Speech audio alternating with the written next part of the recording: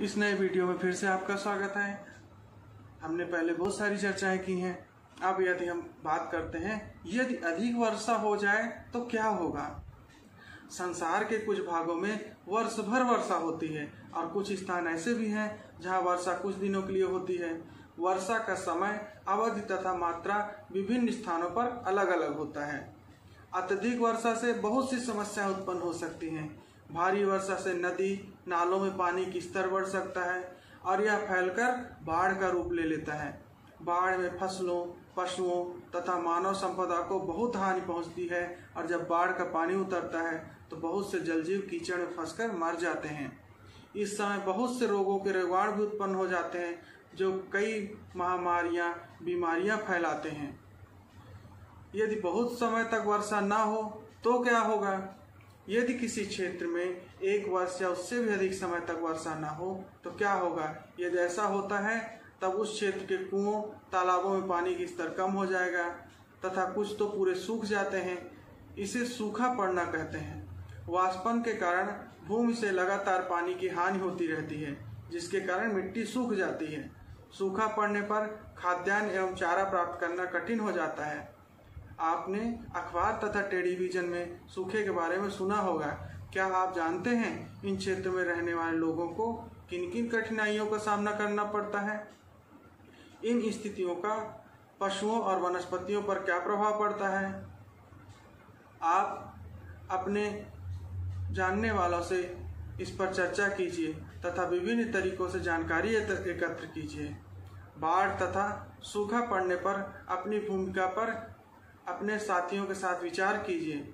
हम जानते हैं कि पृथ्वी पर उपयोग के लिए उपलब्ध जल की मात्रा अत्यंत सीमित है, जबकि जनसंख्या वृद्धि तथा अति उपयोग के कारण इसकी मात्रा लगातार घटती जा रही है। इसलिए आवश्यक है कि जल का विवेकपूर्ण उपयोग किया जाए, सावधानी बरती जाए, जिससे जल का अपव्यय न हो। अब हम बात करते हैं घटकों के ढीले होने का। ये घटकों का ढीला होना क्या है। यह है पर्यावरण प्रदूषण। ढीला होने पर पूरे पर्यावरण पर प्रभाव पड़ता है। आइए अब देखें यह कैसे होता है। वायु, मिट्टी, जल आदि घटक ऐसे हैं जिनका इन सभी घटकों से संबंध है। इस सभी घटकों में वायु में कैसे प्रदूषित होती है उसके बारे में बात करते हैं। वायु घटक के ढीले होने का क्या मतलब हो सकता है। आपने देखा होगा कि वाहनों से निकलने वाला धुआं सांस लेने के साथ शरीर में जाता है तो उससे बेचैनी होती है और आंखों में जलन होती है। यदि घर में चूल्हे का या अन्य कोई धुआं भर जाए तो अच्छा नहीं लगता, क्योंकि धुएं में विषैली गैसें होती हैं जो वायु में मिल जाने पर इसे खराब या प्रदूषित करती हैं। कारखानों से निकलने वाला धुआं भी वायु को प्रदूषित करता है। इसी प्रकार वायु में अधिक धूल होने पर भी वह प्रदूषित हो जाती है और जीवों के लिए हानिकारक बन जाती है। क्या आपने सड़कों के किनारे सूखी पत्तियों के ढेर देखे हैं। अधिकतर इन्हें जला दिया जाता है। प्रायः किसान भी कटाई के पश्चात खेतों में सूखी पत्तियां, फसली पौधों के अपशिष्ट तथा भूसे जैसे अपशिष्टों को जला देते हैं। इन्हें जलाने पर इनसे हानिकारक गैसें तथा धुआं उत्पन्न होता है। इससे भी वायु दूषित होती है। अतः यह आवश्यक है न हम कचरा जलाएं और न ही किसी को जलाने दें। सोचिए कि वायु प्रदूषण को कम करने के लिए क्या क्या उपाय किए जा सकते हैं। अपने विचारों को अपनी कॉपी में निश्चित तौर से लिखेंगे। अगला हम बात करते हैं अगले घटक की, जल की। अब जल एक घटक है, इसके प्रदूषण की बात करते हैं।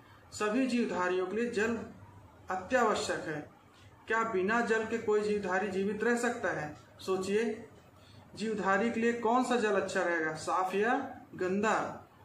नालियों, गटरों आदि का गंदा पानी और कारखानों से निकलने वाला विषैला पानी नदी, तालाबों और तालाबों में मिलकर इसे गंदा करता है, जिससे कई जीवधारी मर जाते हैं तथा मनुष्य और बड़े जानवर बीमार हो जाते हैं। सोचिए और अपनी कॉपी में लिखिए जल प्रदूषण को कैसे रोका जा सकता है। जल बहुत ही आवश्यक है।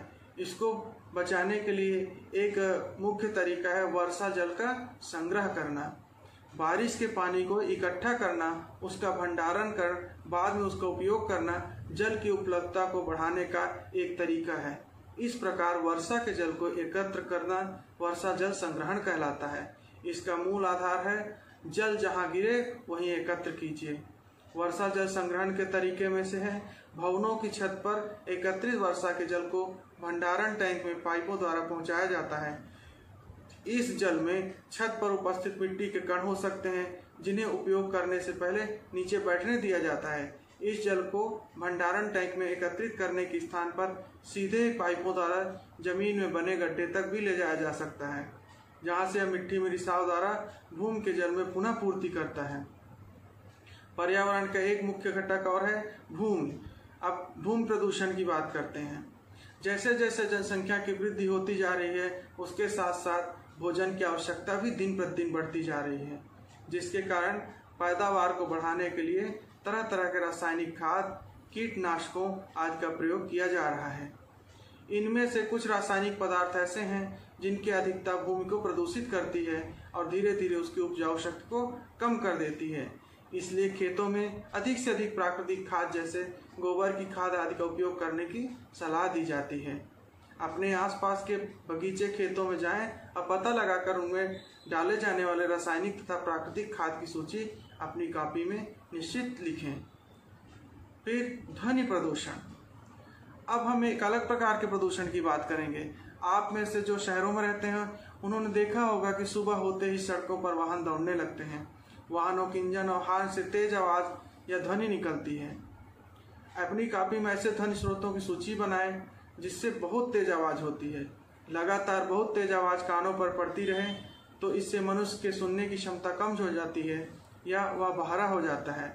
ध्वनि प्रदूषण का स्वास्थ्य पर भी खराब प्रभाव पड़ता है। मनुष्य चिड़चिड़ा हो जाता है और उसे सिरदर्द, चक्कर आना आदि शारीरिक कष्ट हो सकते हैं।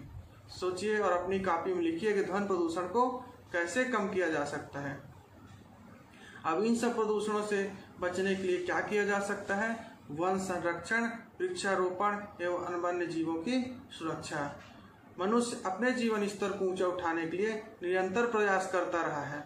अपनी आवश्यकताओं की पूर्ति के लिए वह प्राकृतिक पर्यावरण को नष्ट कर रहा है तथा प्रत्यक्ष व अप्रत्यक्ष रूप से वनों और वन्य जीवों को हानि पहुंचा रहा है। वनों की कटाई से वन्य जीवों का जीवन असुरक्षित हो गया है। पूर्व में आपने जाना कि प्रत्येक क्षेत्र में खाद्य श्रृंखला चलती है। इस खाद्य श्रृंखला से कोई भी जीव हट जाए तो श्रृंखला टूट जाती है। इससे प्राकृतिक असंतुलन उत्पन्न हो जाता है।